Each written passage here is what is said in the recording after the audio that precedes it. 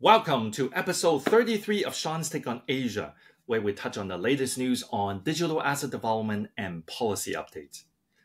First of all, happy Mother's Day. I hope all of you celebrated the weekend with the important women in our lives, as the world surely cannot function properly without them. Last week saw several Asian regulators making announcements as the region continues its path towards providing more consumer protection and anti-money laundering policies. The Philippine Securities and Exchange Commission announced the introduction of a regulatory framework for cryptocurrencies in the second half of 2024. This came on the back of recent crackdown on unlicensed service providers in the country, including banning Binance and requesting Apple and Google to remove the app from their respective stores. Meanwhile, Taiwan's Ministry of Justice proposed amendments to the existing anti-money laundering laws that could impose up to 2-year jail terms for non-compliant firms. The proposed amendment will be sent to the country's national parliament for review.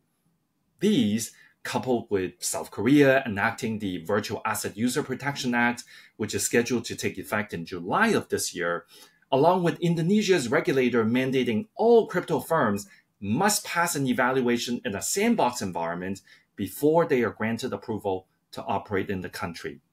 Yup, regulators in the region are moving very fast, and 2024 will mark the year when Asia solidifies its regulatory stance for digital assets.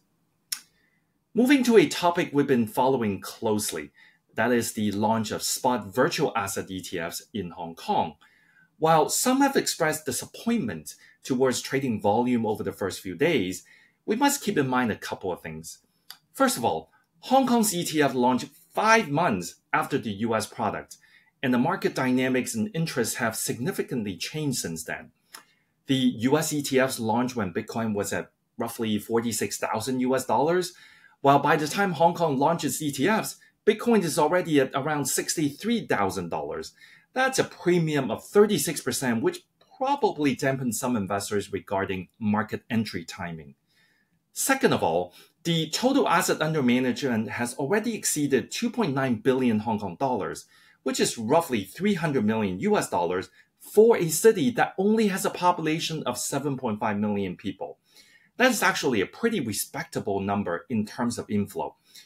Again, keep in mind that the southbound stock connect that allows mainland investors to invest in Hong Kong stocks has not been activated to include spot ETFs yet, the timing of which is still unclear, but it could bring significant inflow when it happens.